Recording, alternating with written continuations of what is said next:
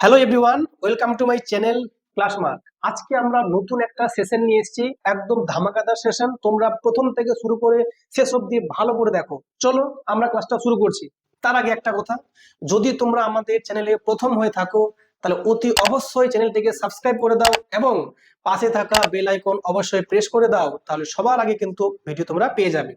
আরেকটা কথা, যদি আমাদের ক্লাসগুলো ভালো লাগে অতি অবশ্যই একটা লাইক করে দেবে, কেমন? চলো শুরু করা যাক। চলো ক্লাস শুরু করছি। আচ্ছা, বলছে 64কে 3 ভাগে বিভক্ত করো যেন তারা 2, 4 ও x এর সাথে সমানুপাতি হয়। তার মানে একটা সংখ্যা যদি 2 হয় তো অপরটা 4 হবে আর অপরটা x হবে, তাই তো? এদের সঙ্গে বলেছে সমানুপাতি, মানে এই অনুপাতে মানে তোমাকে ভাগ মানে ভাগ করতে হবে। কাকে? 64কে, তাই তো? তাহলে এই 64কে আমরা ভাগ করছি 3টে ভাগে, 2, 4, x। তো বলেছে ক্ষুদ্রতম যে অংশটা আছে সেটা হচ্ছে কত? 10^2/3। তো তোমরা বলো এখান থেকে কোনটা সংখ্যা সব থেকে ছোট দেখে মনে হচ্ছে? 2 ছোট মনে হচ্ছে, ঠিক আছে। তাহলে ওপরে তাহলে 2 হবে। আচ্ছা, তার আগে একটা কথা বলো আমাকে, যে এইখানে তাহলে 3টে মিলে কত হবে? 64 না? কারণ 64কে ভাঙিয়ে এগুলো পেলাম, তাই তো? তাহলে বলো 64 এর মানে কত? এর মানে হচ্ছে 2 যোগ 4 যোগ x না? মানে 2 যোগ 4 যোগ x। তাহলে 3টে হচ্ছে সমষ্টি, এটা হচ্ছে 64, কারণ 64কে ভাঙিয়ে এগুলো পেয়েছিলাম। তাহলে দেখো তো ভালো করে, এটা যদি এটার মান 64, তাহলে আমরা বলতে পারি 2 আর 4 কত? 6 প্লাস x এর মান হচ্ছে 64। তাহলে 1 এর মান কত? 64/6 প্লাস x না? ঠিক কিনা? আগে এক্স থাকতো না, এখন এক্সটা থাকছে, সমস্যা কিছু নাই।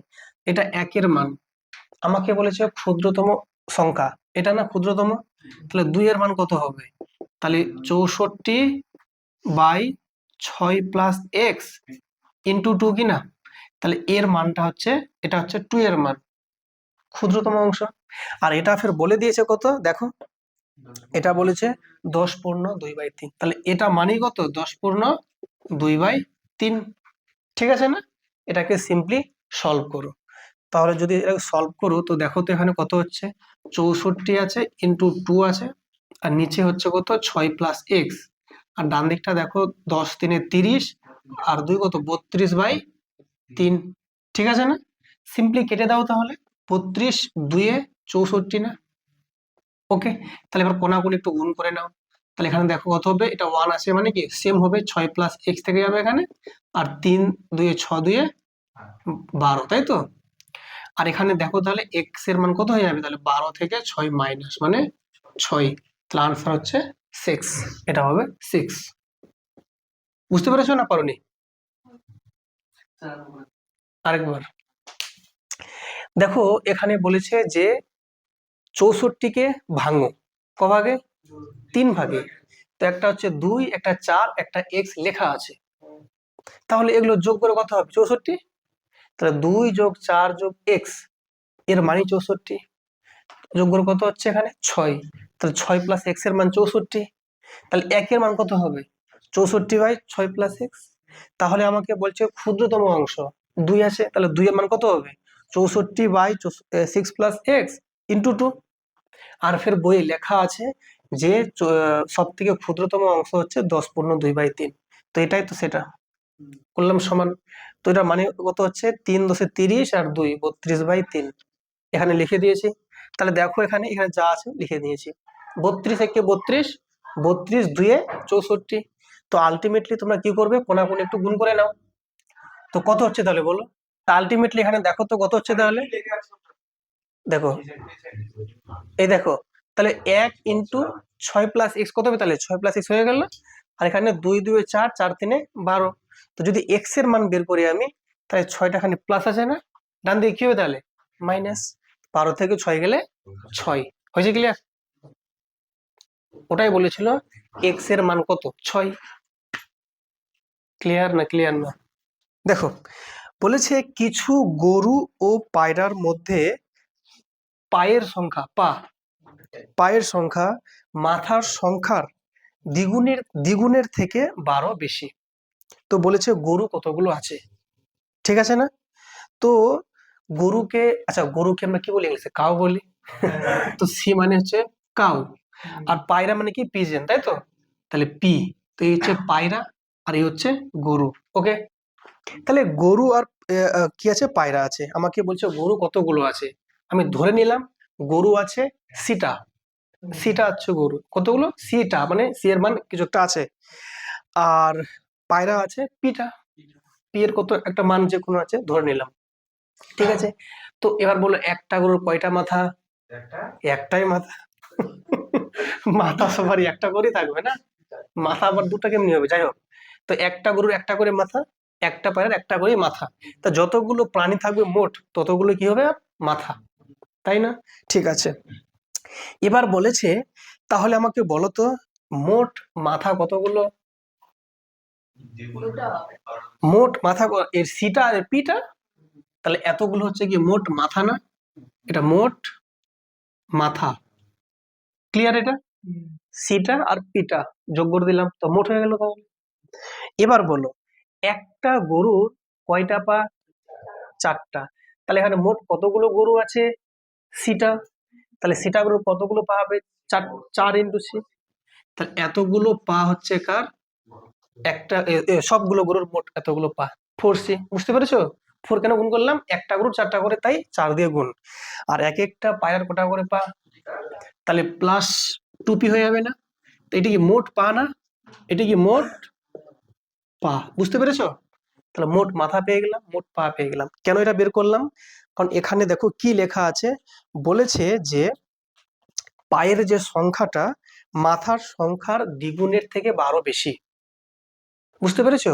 কি বলেছে দেখো, পায়ের যে সংখ্যাটা, এটা পা না? এই পায়ের যে সংখ্যাটা সমান সমান কি বলেছে, যে মোট যে মাথা আছে, মানে যে সি প্লাস পি আছে, এই মোট মাথার দ্বিগুণ, মানে কি দুই গুণ, দ্বিগুণের থেকেও কত বেশি বলেছে? তাহলে প্লাস 12, 12 বেশি বলেছে। বুঝতে পেরেছো না পারোনি? তাহলে দেখো কি পেলাম, তাহলে মোট যে পায়ের সংখ্যাটা তার মোট মাথার সংখ্যার ডবলের থেকেও 12 বেশি। বুঝতে পেরেছো? ঠিক আছে, তো আমাকে প্রশ্ন বলেছে গরুর সংখ্যা কত? হ্যাঁ, তো তোমরা আমাকে এখানে একটা কথা বলো। আচ্ছা ঠিক আছে, এটাকে সলভ করে একটু। তো এখানে তাহলে ফোর সি হচ্ছে এখানে, তাহলে প্লাস কত হচ্ছে বলো? টুপি, ডান দিকটা 2c প্লাস টুপি প্লাস 12। বলো তো দুই দিক থেকে কি কাটছে? টুপি আর টুপি কেটে যাচ্ছে না? তাহলে দেখো তো ভালো করে, এখানে ফোর সি আছে, আর এই যে টু সি কে বাদ দিকে করো, মাইনাস টু সি, আর ডান দিকে কত আছে? 12। তো চারটে সি থেকে দুটো সি বাদ দিলে কত হচ্ছে? দুটো সি, আর ডান দিকে 12, তা 2 6 12 না? সি এর মান 6, তার মানে মোট গরু হচ্ছে 6টা। বুঝতে পেরেছো না পারোনি? মানে মোট গরু হচ্ছে 6টা, ঠিক আছে না? হ্যাঁ, পা কতগুলো? 24টা পা হবে, ঠিক আছে। ওটাই বলেছিল গরু কতগুলো আছে, তো আনসার ডি, তাহলে 6টা। কেমন লাগলো বলো? ওকে, চলো দেখো নেক্সট কি বলেছে। দেখো বলেছে 34,000 টাকা দুইজন পুরুষ, তিনজন মহিলা ও 5জন বালকের মধ্যে এমন ভাবে ভাগ করা হলো যাতে একজন পুরুষ ও একজন মহিলা ও একজন বালকের প্রাপ্ত অর্থের অনুপাত হয় 3:2:1। তো বলেছে 34,000 টাকা দুইজন পুরুষ, তিনজন মহিলা আর 5জন বালকের মধ্যে এমন ভাবে ভাগ করা হলো যাতে একজন পুরুষ ও একজন মহিলা ও একজন বালকের অর্থের অনুপাত হচ্ছে 3:2:1। বুঝতে পেরেছো? তো বলেছে একজন পুরুষ কত টাকা পেল, ঠিক আছে না? হ্যাঁ, তো একটা কাজ করো, দেখো কে কে আছে? পুরুষ আছে, মহিলা আছে, আর বালক আছে। তো এটা পুরুষ যদি বলি তাহলে কি মেন, মহিলা মানে ওমেন, আর বালক মানে হচ্ছে বি। চলো এই যে, তাহলে 3 প্রকার এখানে কি আছে? ব্যক্তি আছে। এদের মধ্যে টাকাটা আমি ভাগ করছি 34,000 টাকা। কত টাকা বলো? 34,000 টাকা আমি ভাগ করব তিনজনের মধ্যে। তো যেটা বলেছে এখানে, যে দুজন আছে পুরুষ, 5জন মহিলা, তিনজন মহিলা আর 5জন বালকের মধ্যে, ঠিক আছে? তো ঠিক আছে, কোনো সমস্যা নয়। এদের যে এক একজনের টাকার যে অনুপাত, এটা হচ্ছে 3 ভাগ, এটা হচ্ছে 2 ভাগ, এটা হচ্ছে 1 ভাগ না? এটা কি এক একজন, কিন্তু আছে কতজন বলো তো? পুরুষ 2 জন, তাহলে 2 দিয়ে গুণ করে দাও। ঠিক আছে না? একটা পুরুষ যদি পাই 3 ভাগ, 3 ভাগ পাচ্ছে, তো দুটো পুরুষ কত পাবে? 2 3 6 হবে। তাহলে তাহলে মহিলা কত বলো? 3 দিয়ে গুণ তাহলে, আর বালক কত দিয়ে গুণ? 5 দিয়ে গুণ। এই অনুপাতে টাকাটা কিন্তু ভাগ হচ্ছে, তাই তো? কারণ যেহেতু সংখ্যাটা বেড়ে যাচ্ছে, তো কত হচ্ছে বলো? 2 3 এখানে তাহলে 6 হয়ে যাচ্ছে, এখানে 3 2 6 হয়ে যাচ্ছে, আর 5 1 5 হয়ে যাচ্ছে। ঠিক আছে না? তাহলে বলো তো, এ পাবে 6 ভাগ টাকা, এ পাবে 6 ভাগ, এ পাবে 5 ভাগ। তো মোট কত হচ্ছে তাহলে বলো? 6 আর 6 12 আর 5 17 না? মোট 17। তাহলে তাহলে 17 এর মান কত? 34,000। তাহলে একের মান কত? 2000। 17 2 34, যেহেতু 2000, তো একের মান পেয়ে গেলাম 2000। প্রশ্ন বলেছে আমাকে একজন পুরুষ কত টাকা পেলো, তাহলে আমাকে পুরুষ চেয়েছে না? যদি পুরুষ চাই মানে 6 চেয়েছে আমাকে না? তাই 6 এর মান কত হবে তাহলে? 6 2 12,000 টাকা। তাহলে এই টাকাটা কিন্তু 2 জন পুরুষ পাচ্ছে, তাই তো? কজন পুরুষ এখানে? 2 জন পুরুষ। তো আমাকে বলেছে একজন পুরুষ কত পাবে, তাহলে একজন পুরুষ পাবে কত? 2 দিয়ে ভাগ করতে হবে। তাহলে তাহলে 12,000-এর অর্ধেক, মানে 6,000 টাকা পাবে। ক্লিয়ার না? Option A. তাহলে যেটা ওরা বলছে সেটা হচ্ছে যে এমনটা, এ এবং বি এর মাসিক আয়ের ও ব্যয়ের অনুপাত যথাক্রমে 3:2, আরেকটা হচ্ছে 5:3। এর মানে হচ্ছে প্রথমটা হচ্ছে এ এর জন্য, আর সেকেন্ডটা হচ্ছে বি এর জন্য, তাই তো? তাহলে এরকম দেখো, এই যে এটা এ যদি হয়, এটা হচ্ছে বি, এইটা হচ্ছে আয়ের ক্ষেত্রে, আর এইটা হচ্ছে ব্যয়ের ক্ষেত্রে, তাই তো নাকি? তাহলে এ এ যে আছে, ঠিক আছে, মানে এ আর বি, তো এদের যদি আয়ের কথা বলি, তো এটা হচ্ছে 3 ভাগ, আর এটা হচ্ছে 2 ভাগ, এমনটা বলেছে। আর বি এর ক্ষেত্রে কত হচ্ছে? একটা হচ্ছে 5, একটা হচ্ছে 3, মানে বি এর ক্ষেত্রে না, মানে ব্যয়ের ক্ষেত্রে। এটা এটা আয়ের ক্ষেত্রে, এটা আয়ের অনুপাত, এটা ব্যয়ের অনুপাত। ঠিক আছে, এমনটা ওরা বলেছে। তো একে কাজ করো, একটা কাজ করো, একে প্রথমে মানে এদের যে পার্থক্যটা হবে সেটা হবে সমান হবে। মানে এর আয় থেকে এর আয় মানে ব্যয়টা বাদ দেব, যে সংখ্যাটা আসবে এর আয় থেকে এর ব্যয়টা বাদ দেওয়ার পর একই সংখ্যা আসবে, তবেই আমরা বলতে পারবো যে মানে সমান সমান টাকা ওরা সঞ্চয় করছে। কত করে? 1000 টাকা করে। যদি একে 2 দিয়ে গুণ করো, যদি গুণ করি একে, তাহলে কত হবে বলো তো একটু? এটা 2 3 6 হয়ে যাবে, 2 2 4 হয়ে যাবে, আর এটা কত আছে? 5 আছে, আর 3 আছে, আছে না? তাহলে আমাকে বলো তো, এই মানে এই মুহূর্তে এর আয় কত? 6, ব্যয় কত? 5, এর আয় 4, ব্যয় 3, তাহলে এরও গ্যাপটা কত? 1, এরও গ্যাপটা কত? 1। তাহলে দুজনের সঞ্চয়টা সমান আছে। এই একের মান কত? কত? 1000 আছে? হ্যাঁ, 1000। একের মান যদি 1000 হয়, তোমাকে প্রশ্ন বলেছে বি, এই যে বি যে আছে, বি এর আয় কত? আয় বলেছে না? তা বি এর আয় কোনটা? 4। তাহলে তাই 4 এর মান 4000। বুঝতে পেরেছো? তাহলে আমাদের আনসার হচ্ছে 4000 টাকা। পরপর 2 বছরে আমার আয়ের অনুপাত 2:3 ও ব্যয়ের অনুপাত 5:9।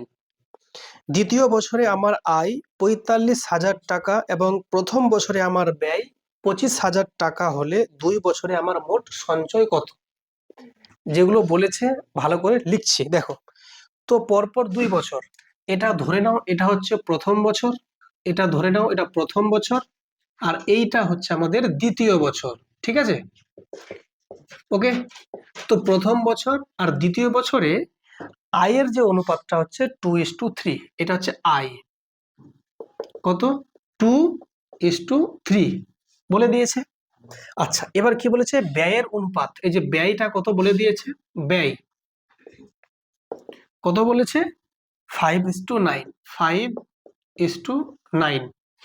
এটুকু বলে দেওয়া আছে। আর কি বলে দেওয়া আছে যে দ্বিতীয় বছরে আমার আয় হচ্ছে 45,000 টাকা। দ্বিতীয় বছর কোনটা? এটা দ্বিতীয় বছরের ঘর না, এটা দ্বিতীয় বছরের ঘর, এটা প্রথম বছরের ঘর। তো দ্বিতীয় বছরে আমার যে আয়, আয় মানে এই যে ঘরটা আয়, তাহলে 3 না? এই 3-এর মান কত বলেছে? 45,000 টাকা। 45,000 টাকা। তাহলে এটা কত গুণ? 15 গুণ না? মানে কত? তাহলে 15,000। তাহলে একের মান কত? 15,000 টাকা একের মান কিন্তু। ঠিক আছে, এটা পেয়ে গেলাম। আর কি বলেছে? প্রথম বছরে, এটা প্রথম বছরের ঘর, প্রথম বছরে আমার ব্যয় হচ্ছে 25,000 টাকা। ব্যয় কোনটা? এই যেটা ব্যয় প্রথম বছর, এই যে ব্যয় 5, এই 5-এর মান কত বলেছে? 25,000 টাকা। তাহলে একের মান কত? তাহলে 5 গুণ না?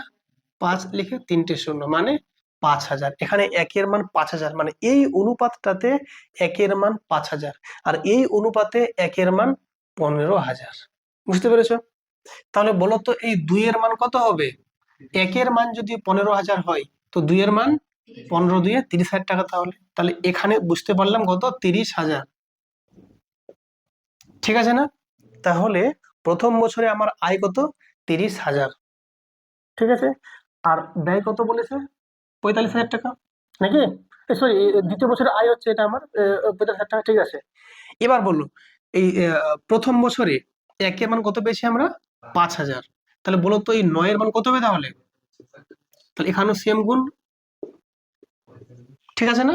কত হবে? 9 পাচ্ছে 45,000 টাকা হচ্ছে সেকেন্ড বছরে আমার ব্যয়। ঠিক আছে না? ঠিক না, ভুল আছে? ওকে। হ্যাঁ, এবার যেটা বক্তব্য বলেছে এখানে, যে 2 বছরে আমার মোট সঞ্চয় কত? সঞ্চয়। তাহলে বলো তো এখানে আমার আয় কত হচ্ছে? বলো এই প্রথম বছরে আয় কত হচ্ছে? 30,000। তো প্রথম বছরে আয় যদি হয় 30,000 টাকা, এটা হচ্ছে আয়। ঠিক আছে। আর ব্যয় কত? ব্যয় হচ্ছে তোমার 25,000 টাকা ব্যয়। তো ক টাকা হচ্ছে সেভ হচ্ছে আমার? 5,000 টাকা আমার সেভ। দ্বিতীয় বছরে বলো কত টাকা আমার আয়? 45,000। কত টাকা ব্যয়? ওটাই সেম। তো কত হবে বিয়োগ করলে পরে? তাহলে কত টাকা সেভ? 0 টাকা। এখানে সেভ কত? 5,000। তো মোট কত সেভ হলো তাহলে? 5,000 টাকা। এইটা হচ্ছে অঙ্ক। ঠিকই আছে।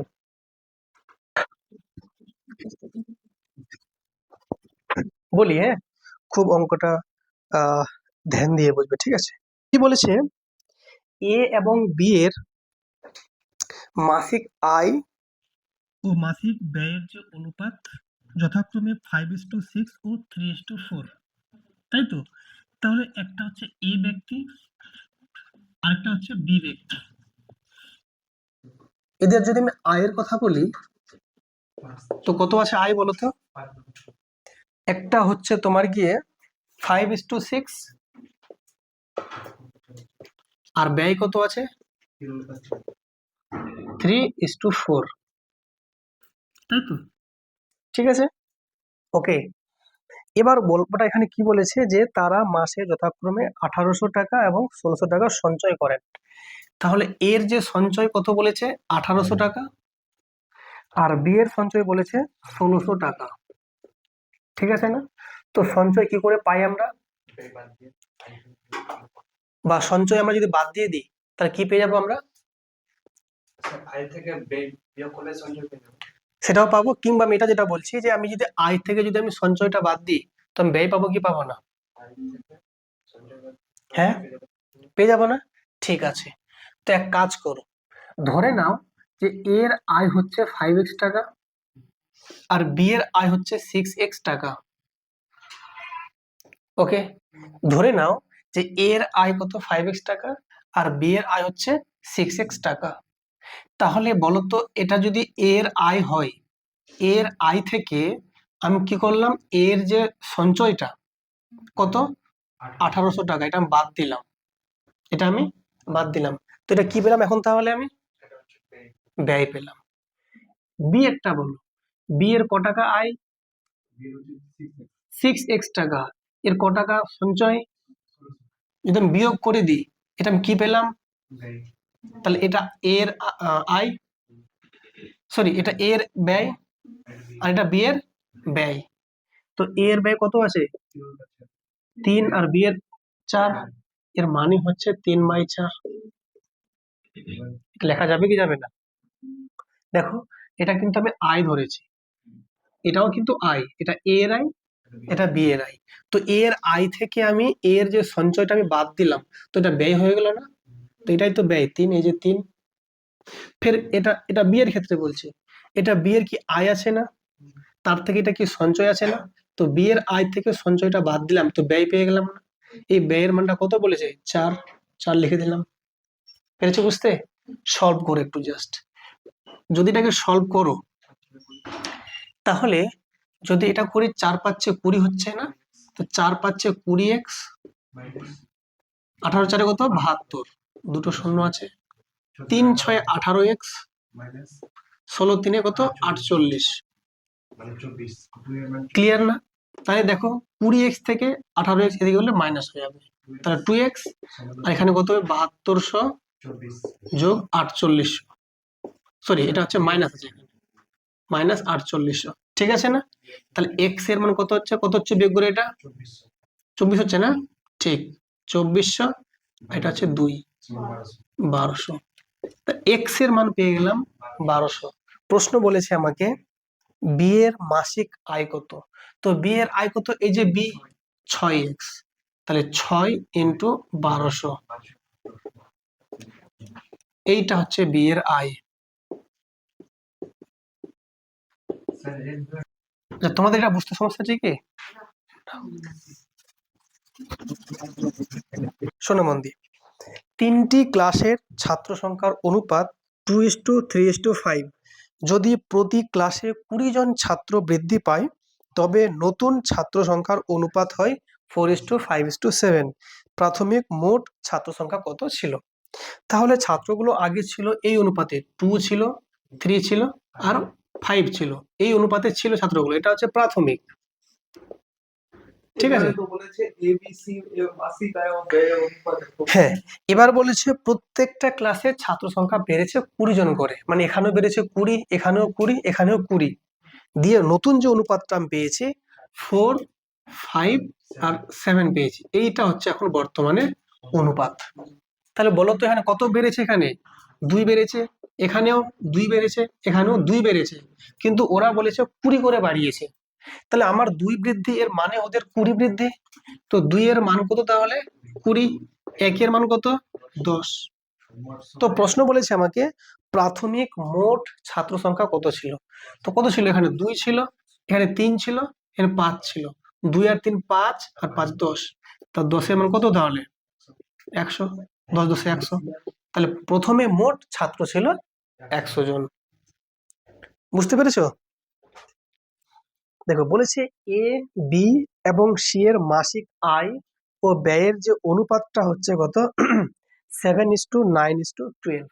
তাহলে দেখো এই হচ্ছে আমাদের এ ব্যক্তি, এই হচ্ছে বি ব্যক্তি, আর এই হচ্ছে সি ব্যক্তি।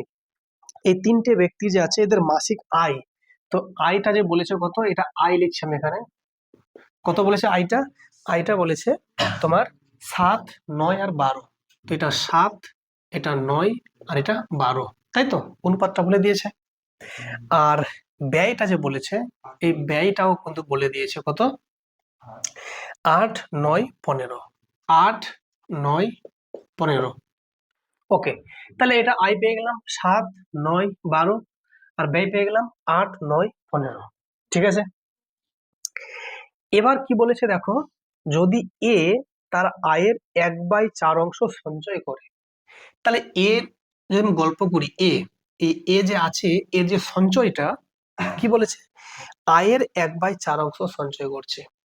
তাই এর যে সঞ্চয় লিখে, এখানে সঞ্চয়, এর সঞ্চয়টা হচ্ছে এর যে আয়, সে আয়ের 1/4 অংশ না? এটাই হচ্ছে মেন খেলা। এর ক্ষেত্রে সঞ্চয়টা বলেছে আয়ের 1/4 অংশ। তাহলে আমি কি বলতে পারি এই আয়টা এখানে না লিখে আমি আয়টাকে লিখবো এখানে?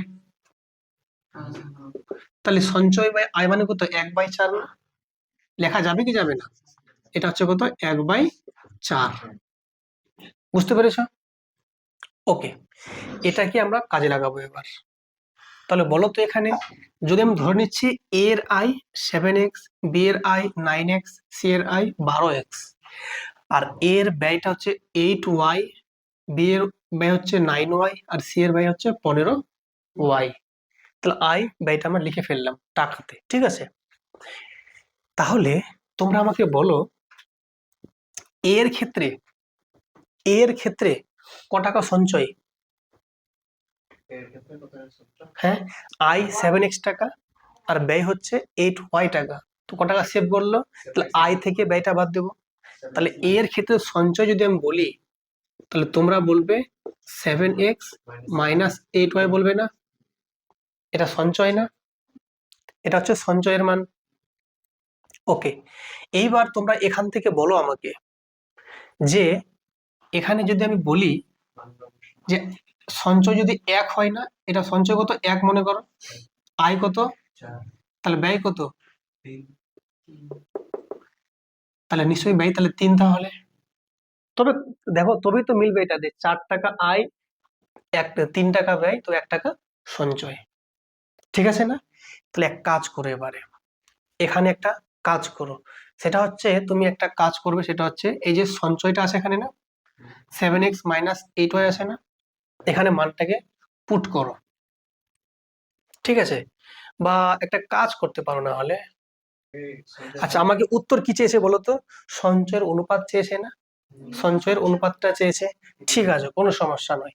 তোমরা এক কাজ করো, তাহলে এখানে তোমরা মানগুলো তোমরা আগে বের করো, এক্স ওয়াই এর মানগুলো বের করো। তো শোনো, সঞ্চয় কত হচ্ছে? থাক, এটা সমস্যা নয়।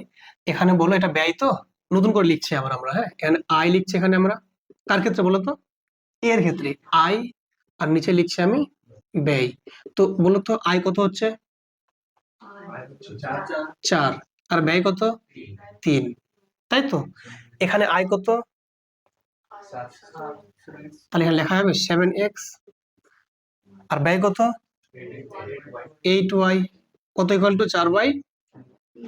ঠিক আছে না? এখান থেকে বলো এক্স বাই ওয়াই কত হয়ে যাবে তাহলে? এখানে 4/3 আছে, আর এটা ওই উল্টে যাবে না, 8/7, মানে 8 7 32 উপরে, আর নিচে কত? 3 7 21। তাহলে এক্স এর মান পেয়ে গেলাম কত? 32, আর ওয়াই এর মান 21। এইবার এখানে আমরা পুট করব। তাহলে বলো তো আমাকে প্রশ্ন বলেছে আই এবং সঞ্চয়ের অনুপাত কত? তাহলে এ এর সঞ্চয় কত? তুমি বলবে স্যার এটা সঞ্চয় না, এর কত? 7x minus 8y। বলো এর সঞ্চয় কত? 9x minus 9y। এর সঞ্চয় কত? 12x minus 15y। ঠিক আছে না? সবগুলো আয় থেকে ব্যয় বাদ দিলে কি পেয়ে যাবো? সঞ্চয়। এবার জাস্ট মানগুলো পুট করব। তো এক্স এর মান কত আসে বলো? এখানে 32 বসাও। তাহলে 32 ইন্টু 7 হবে না? তো কত হচ্ছে বলো? 7 2 14 এর 4 হাত থাকলো 1, 7 3 21 আর 1 22, 224 মাইনাস 8y। ওয়াই কত আছে? 21, 8 দিয়ে গুণ তাহলে না? তো 8 একে 8, 8 2 16, একটা পেয়ে গেলাম অনুপাত। এর বলো 9x, তো 9 2 18, 8 হাত থাকলো 1, 9 3 27 আর 1 28, মাইনাস 9y। তো 9 ইন্টু ওয়াই কত হচ্ছে বলো? একটা কাজ করতে পারো, 9টা কমন নিয়ে নাও। হ্যাঁ, 9x 9 আছে না, 9টা কমন নিয়ে নাও। আর x মাইনাস ওয়াই মানে 32 থেকে 21 মাইনাস, তো লিখে নাও। তাহলে গুণ করে কত হচ্ছে বের করে 11। বুঝতে পারছো ব্যাপারটা? মানে 9টা কমন নিলাম একেবারে। হ্যাঁ, আর এক্স মাইনাস ওয়াই, তো এক্স হচ্ছে 32, ওয়াই হচ্ছে 21, বিয়োগ করে 11। রেশিও 12x মাইনাস 15y আছে না, 12 দিয়ে এক্স কে গুণ। তো 12 দিয়ে 24 এর 4 হাত থাকলো 2, 12 3 36 আর 2 38, বিয়োগ 15y আছে, তো 15 কে 15 এর 5 হাত থাকলো 1, 15 দিয়ে 30 আর 1 31। তাহলে এটা বিয়োগ করে না, হয়ে গেল। 224 থেকে 168 বাদ দাও, তাই এটা কত হচ্ছে বলো? 6 হচ্ছে এখানে, 7 মানে 3 আর 2 5, 56 নাকি? এটা কত হচ্ছে বলো? 11 9 99। আর দেখো এটা কত হচ্ছে বিয়োগ করে বলো তো? 69 নাকি? হ্যাঁ, ঠিক আছে। তাহলে আলটিমেটলি দেখো তো কিছু কি যাবে কাটাকাটি, আর না আনসার হয়ে গেছে? 56 99 আর 69। তো অঙ্কটা একটু ছিল, ভালোই ছিল অঙ্কটা। খুব বড় হয়েছে বেশি কি? খুব একটা বড় হয়নি, কিন্তু অঙ্কটা খুব বোঝার আছে অঙ্কটা। একটু লিখে নাও, বললাম যে অঙ্কটা একটু হবে আর কি। এই অঙ্কটা পরীক্ষায় এসেছিল। হ্যাঁ,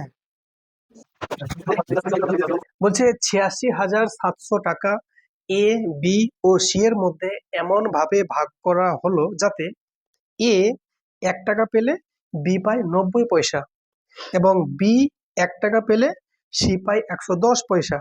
বি এর অর্থের পরিমাণ কত? ঠিক আছে না? তার মানে ব্যক্তি কজন আছে বলতো এখানে? 3 জন। একটা হচ্ছে এ ব্যক্তি, একটা বি ব্যক্তি, একটা সি ব্যক্তি। তো কি বলেছে দেখো, যে এ যদি 1 টাকা পায় তো বি পাচ্ছে 90 পয়সা। তো এ যদি 1 টাকা মানে কি 100 পয়সা, এ যদি 100 পয়সা পায় তো বি পাচ্ছে 90 পয়সা, রাইট? ফের বলেছে বি যদি 1 টাকা পায় তো সি পাচ্ছে 110, বি যদি 1 টাকা পায় তো সি পাচ্ছে 110। ঠিক আছে না? এটা অনুপাত তো, দেখো এই যে এ এর সঙ্গে বি এর অনুপাত বলেছে 1 টাকা 90 পয়সা, আবার বি এর সঙ্গে সি বলেছে 1 টাকা 110 পয়সা। ঠিক আছে না? তাহলে তোমরা বলো আমাকে, এই গ্যাপটা আমি ফিল করব কত দিয়ে? তো 90 দিয়ে ফিল করব, আর এই গ্যাপটা ফিল করব 100 দিয়ে। জাস্ট কি করব, একটু আমরা হিসাবটা করে নেব, তাই তো? তো তোমরা কি করবে দেখো, ভালো করে মন দিয়ে শোনো। এখানে দেখো দুটো শূন্য এই রাশিতে, এই রাশিতে দুটো শূন্য, এই রাশিতে দুটো শূন্য, কেটে গেল না? তার মানে এখানে সবগুলো মিলে দুটো শূন্য কাটলাম, এখানে মিলে দুটো শূন্য, এখানে মিলে দুটো শূন্য। ঠিক আছে না? এবার তুমি হয়তো ভাবতে পারো এখানে স্যার দুটো শূন্য, দুটো একটা শূন্য যাবে না, এরকম সবগুলোকেই কাটতে হবে একসঙ্গে। ওকে, এবার বলো তাহলে কত হচ্ছে এখানে বলো? 100 ইস্টু কত বলো? 90, আর 11 9 99। ঠিক আছে না? আর যাবে কাটাকাটি? যাবে না। তো প্রশ্ন বলেছে আমাকে যে মোট টাকা হচ্ছে কত? 86,700 টাকা ভাগ করব এই 3 জনের মধ্যে, তো বি কত টাকা পাবে, তাই তো? তো এই 3 জনের ভ্যালু মিলে কত হচ্ছে? 100, 99 আর 90 যোগ করে কত হচ্ছে বলো তো? বলো 9, 9 হচ্ছে এখানে, 9 আর 9 18, 289। ঠিক আছে না? তাহলে হ্যাঁ, এই 289 এর যে ভ্যালু কত আছে বলো? 86,700, 86,700, তাই তো? তাহলে একের ভ্যালু কত বলো? 86,700 বাই 289। হ্যাঁ, তাহলে আমাকে বলেছে বি এর অর্থ কত? বি কত? 90 আছে না? তার 90 এর ভ্যালু কত?